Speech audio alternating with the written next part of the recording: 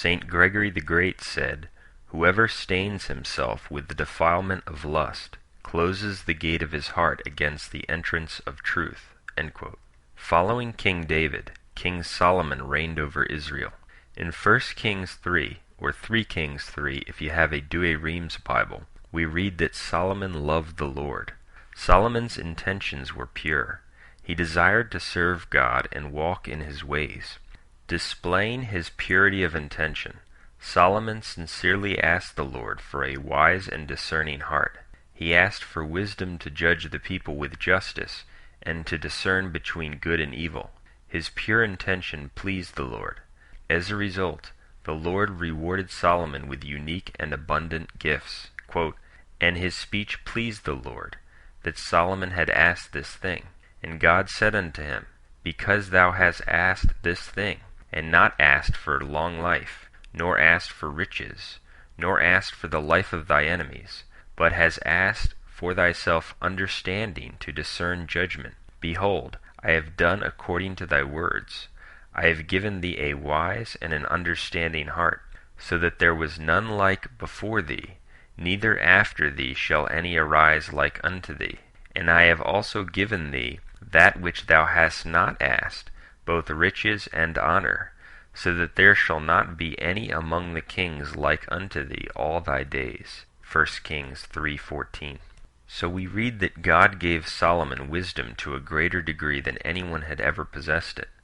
This is an example of how the Lord abundantly rewards pure intentions and sincere desires. King Solomon immediately displayed his wisdom by correctly judging between two women who quarreled over the same child.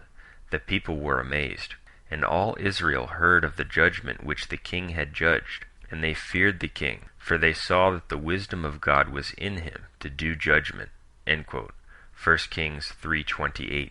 And Solomon's wisdom excelled the wisdom of all the children of the east country, and all the wisdom of Egypt, for he was wiser than all men, and his fame was in all nations round about. And he spoke 3,000 proverbs, and his songs were 1,005.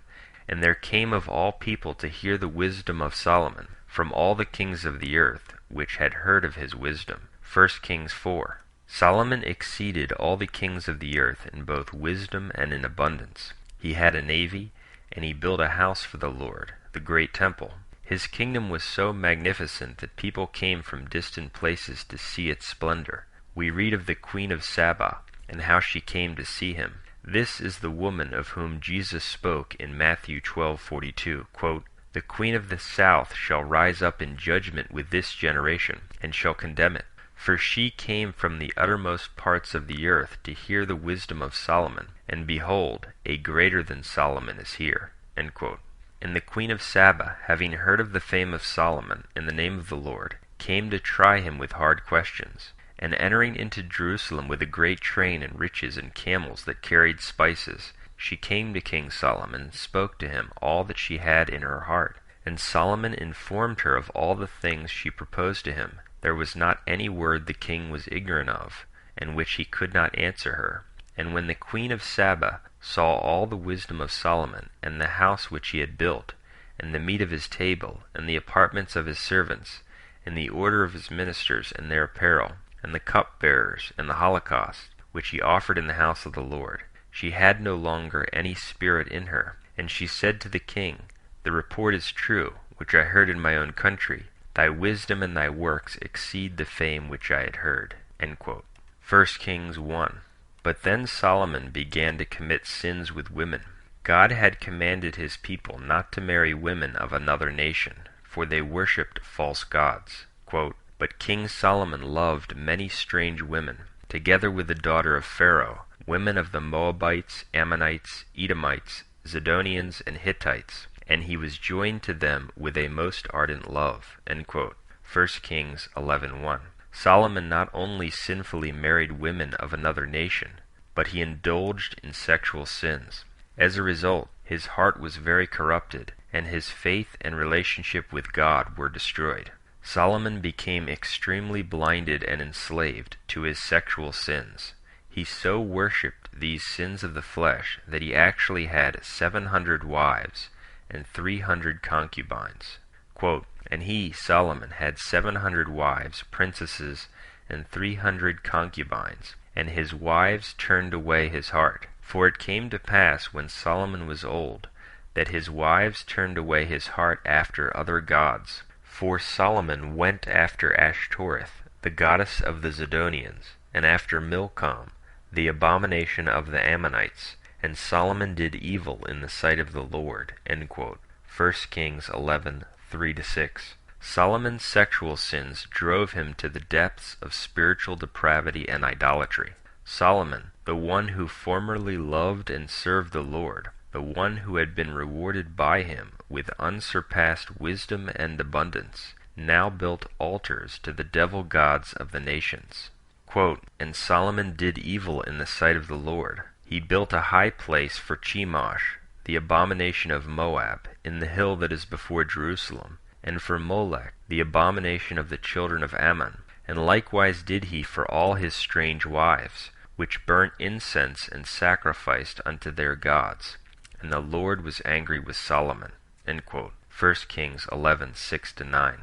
The Lord not only punished Solomon with further blindness, but he raised up enemies against Solomon and warned him of his demise. Quote, "Wherefore the Lord said unto Solomon, Thou hast not kept my covenant and my statutes, which I have commanded thee. I will surely rend the kingdom from thee, and will give it to thy servant. And the Lord stirred up an adversary unto Solomon." End quote. 1 Kings 11, 11-14. Solomon died, and unlike David, the Bible gives us no indication of his repentance.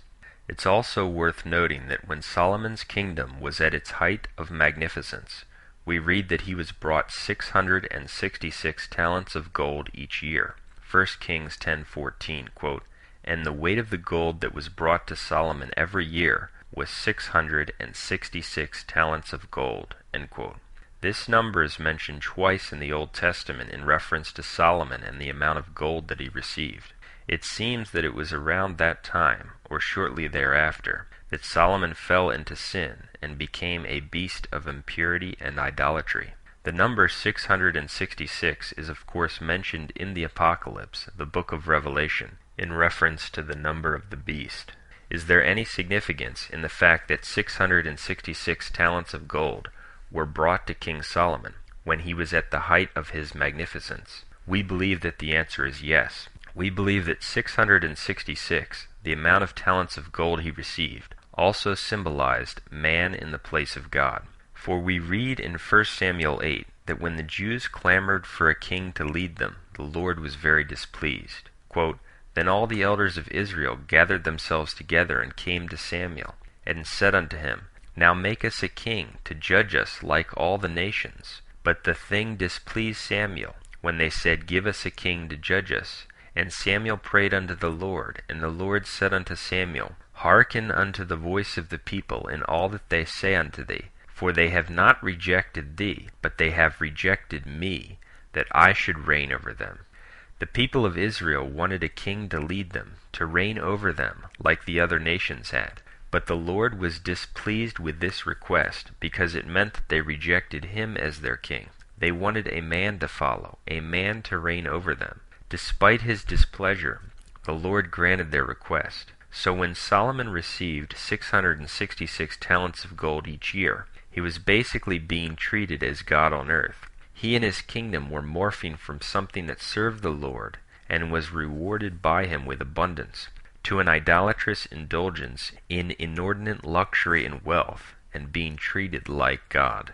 So we believe that 666 talents of gold given to Solomon is an indication that the real meaning of 666 is man in the place of God. It means the substitution of man for God, the substitution of man for Christ. It's very interesting that Pope Pius X said that the distinguishing mark of Antichrist is man in the place of God. Pope St. Pius X, E Supremi Apostolatus, October 4th, 1903, quote, "While, on the other hand, and this according to the Apostle is the distinguishing mark of Antichrist, man has with infinite temerity put himself in the place of God." End quote.